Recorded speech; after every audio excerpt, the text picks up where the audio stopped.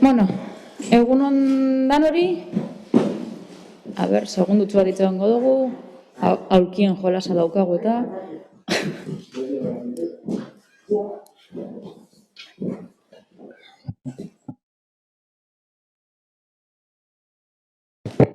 Vale, bueno, hasiera emango dutzagu gaurko batzordari. Lehenengo eta behin, aurreko batzordearen aktaren onarpena izango litzateke, ez dugu SB jaso, besterik ez badau, onartutzat emango genduke aurreko akta.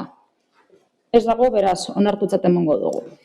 Hurrengo puntua, presidente handiraren informazioa eukiko genduke, eta, bueno, deialdiagaz batera, joan jatzue orain arteko programazioa, eta hurrengo asteetan eukiko dugunaren informazioaren barri, berton joan jatzue, beraz horreki eukidozue edo dukazue, lasai-lasai irakurtzeko, galderarik eukiko bazendue, bilur barik bota izuez, eta bestera, beste informazio batzutara pasatuko gara honen barruan.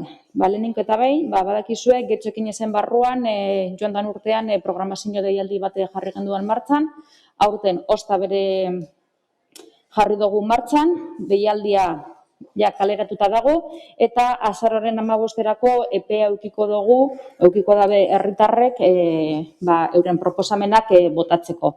Bertan, antzeslanak, koreografia, dantza, antzerkia, humor ikuskizunak, errezitalak, danatarik egin izango dabe, eta era berean aukera egongo da, talderen batek edo alkarte edo persona batek zikloak edo egin gura badauz, zikloren batea aurkezteko aukera eukiko dau. Beti ere, 3 egunetik gora igotzen espada ziklori.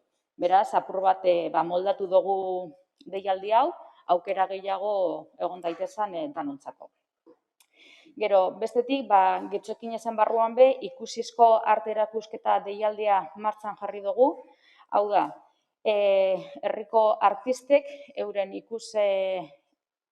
ikusizko arteak erakusteko aukera eukidagien deialdia egin dugu.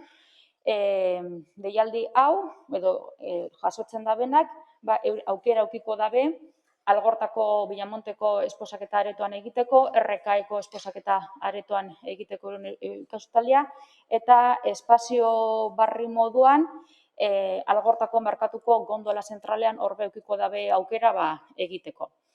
Erabitan laguntzen jake, edo baliabide bi jartzen jake artistei maiganean, alde batetik espazioa bera, eta espazio horrek, bakoitzak daukazan berezitasunakaz, daukazan baliabideak euren esku egongo dira, eta dotazio ekonomiko bat, daukiesan gastuei esposaketa egiterakoan, aurre egiteko eta mediazioak egiteko aukera eukiko dabe euren lana erakutsi ahal izateko. Eta honek azaroaren 15 arte dauki epea proiektuak bialtzeko. Bestalde, aizegetxo sariekaz gatoz bueltan, urtero badakizue herriko kulturgileak saritzeko edo omentzeko ekitaldia dela, eta izenak luzatzeko epea zabalik dago, eta hainbat disiplina egongo dira saritzeko moduan. Ikusizko eta ikusentzunezko arteak, arte plastikoak, eszenikoak, musika klasiko eta garaikidea, gaur egungo musika, literatura, diseinua, arkitektura eta eremu publikoa, gastronomia, kultura, hezkuntza eta balioetan, zientzia eta berrikuntza kultura, kultura ondarea, haize gaztea eta ibilbide profesional artistikoa. Beraz, horre eukiko dugu aukera, danok kandidatuak eta botatzeko, eta gala abenduan izango da, abenduaren 17an. Beraz, dagoeneko badakizue, aurreratzen dutzuet hori agendan sartzen joan zaitezen. Barkatu, abenduaren 16an izango da. Eta gero, bueltan daukagu Getxo Express. Getxo Express kulturretzea, gazteri arloa eta sustapen ekonomikoak elkarlanean sustatzen dugun ekimena da. Herriko jende gazteak sortutako proiektua da. Eta, jakingo duzuen moduan, honek antolatzaileak egiten dabena da, bariku arrastian gai bat ipinten dabe, eta 42 orduko epea edukiko dabe film labur bat egin ahal izateko. Eta, ointxe edukiko dugu, aste honetan dekogu etxean, eta horretaz aparte, Getxo Express Pro atal bat egongo da, hori gure etxean edukiko dugu, eta horretan izango da, mundu honetan, zinemagintza munduko profesionaltasun inguruko tailerrak edo hitzaldiak egongo dira, hori profesionalizatzeko bidean garatzen joateko gazte guztionek, gazteak eta batzuk ez diren gazteak, baina eragile guztionek. Eta gero, aurreko batzordetan, Getxoarteren programaren barri emoten joan nahiatzue apurkan, kursoa osta bere bueltan daukagu, udan amaitu genduan jaialdiagaz, eta orain deskantzu baten ostean, osta bere martxan daukagu, alde batetik gogoratzen duzuek Getxoarteren barruan artista bat auzoan programa egoala, honen helburua zen, herriko artistak, ingurunen daukagu zen artistak, ezagutzera motea, eta lehenik eta behin inbarri zen ebena izan zen, bideo bat, euren lan prozesua zelan zen, azaltzeko, zer egiten eben, zelan egiten eben, non egiten daben lan, eta bakotza, euren kabuz, euren eritziz, kontatu beharreko guztia, kontatzen dabe horrek bideotan, gero sareetan eukiteko, eta jendeak eskuragarri ikuidagizan eta herriko artistak ezagutu. Eta orain, programa honen bigarren partea dator, zatitzu bat egin zan ja udabarri partean, baina orain dator, osta bere, eurekaz topaketak. Artista honekaz, topaketak egongo dira, jenteak hartu emonak ukidagizan artistekaz zuzenean, ez da? Artista eta herritarren arteko horrek momentuak sortzeko. Eta momentu honetan egongo diranak, izango dira Albar Zirarra, Esti Amo, Olatzo Talora eta Juan de la Rica. Eta Eris Moreno, parkatu, eskerrik asko, eta Eris Moreno. Eta, honetaz aparte be, gero abenduen, egongo da Algortako merkatuan be, hor gondola zentralan, guzti honen erakusketa kolektibo bat. Beraz be, hor abenduan edukiko dugu merkatuan, artista guzti honen lanaren zatitzu bat ikusgai. Bestalde badakizue, Getxoarteren barruan be, Getxoarte beka daukagula, eta dagoeneko, esan genduan, izaroi eregi, errekan egoala lanean, eta bertatik urtengo dauen, beka honetatik urtengo dauen lana, pelikula bat, film bat izango da, eta abenduan eukiko dugu, honen aukera be ikusi ahal izateko, beraz, Getxoarte programa be, bertan dau, jota fuego. Eta abenduen beste erabateko topaketa batzuk eukiko duguz, RK eta bihotza lain eukiko dugu aukera, arte inguruan hainbat tailer egiteko edo parte hartzeko aukera.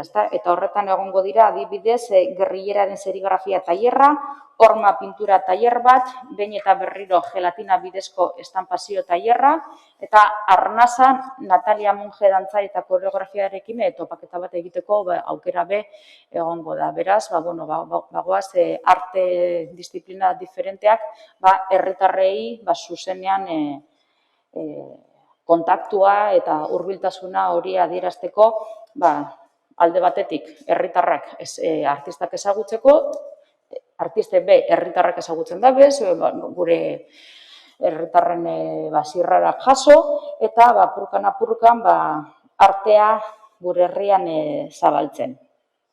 Eta Getxoarteren azkenengo partea,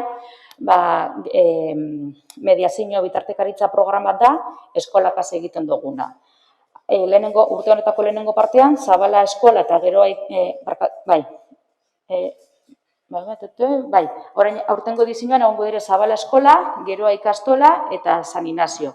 lehenengo partean, ostera egon ziren Artasa eta Zubiletakoak. Beraz be, herriko eskolatan, artistak eroten dugu eskolatara, euren eskola kurrikulunaren barruan, artearen inguruko beste hartu emon bat eukiteko eta txikiak edo gaztetatik artea eta kultura barruratzen joan daiten. Eta guztira, orain honetan izango dira, 6 saio egingo direna eskolatan, eta hori, argazkilaritza izango da hor eukiko dabena esku artean. Eta azkenik jasoko zenduen Elias Amezagaren izenean egingo dugune ekitaldi bat, horretara joteko gonbitea jasoko zenduen batzordeko kidek, eta bueno, Elias Amezaga zendu zenean, osoko bilkura honek, sasoiaretako osoko bilkurak adostu eban, momentu ailegetan zanean eta omenaldi bat egitea onartu eban osoko bilkurak aho batez, beraz, konpromisu hori, osoko bilkuraren konpromisua egingo dugu, eta aurten da, justo Elias Amezagaren jaiotzaren 100. urteurrena. Beraz, data polita, akordio hori betetzeko, eta ekitaldi polit bat eukiko dugu musike barrin, eta bertan herriko hainbat artistek parte hartuko dabe, alde baten Bihotzalai eta Ondarreta abez batzek alkarregaz abestuko dabe, pieza batzuk alkarregaz, besteren bat aparte. Gero, Asier Ormaza eta Olatz Gamboa aktorek be parte hartuko dabe, eta Elias Amezagaren sendikide batzuk be bertan eukiko doguz, Elias Amezaga idazlearen 100. urteurrena omentzeko asmotan, beraz. Urriaren 29 izango da ekitaldia, jaso duzu gonbidapena, eta hor egongo gara urteurren hau omentzen. Eta besterik ez neuke eukiko, esandakoaren inguruan ez dakit galderarik daukazuen, edo ezer komentatzeko edo, bestera hurrengo puntura joango ginateke. Ez badago, galdezke puntura joango gara, idatziz ez dugu SB jaso, ez dakite besterik hau esateko daukazuen.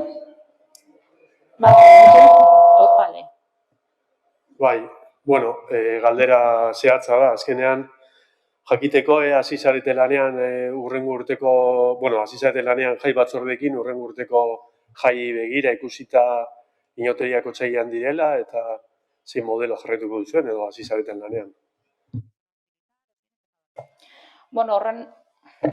Horren inguruan esan genkena da, oraintxe bertan, aste kulturalakaz gagozala, egoera aldatu barri dagoala, eta apurkan dana berreskuratzen joateko asmoa izango dela.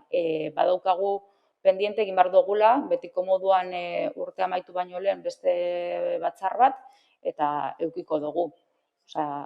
Egingo da, ohiko moduan ikusteko, datorren urtea zelan izan daiteken eta ikusteko. Momentuz, jaz gagoz olango emergentzi egoera baten, baina egoera normal baten ez gagoz. Beraz, momentuz ezin dugu iragarri datorren uda zelan izango dan jai inguruan, baina ikusiko dugu eta apurkan joango gara egiten. Helburua beti izango da, aldan inean, apurkan, normaltasun batera jotzea. Aprobetxatu zebai, jakitea ere, nola izango den Olentzeroren inguruko, aurten normaltasuna izango du, edo ez duzu hori pentsatu? Olentzerok ez dau kulturretzeak kudeatzen. Euskara arloa kudeatzen dau. Baina, lehen esan dut, apurkan aleginduko garala normaltasun baterantza joaten. Beraz, aldogun enean, horretara bideratuko gara.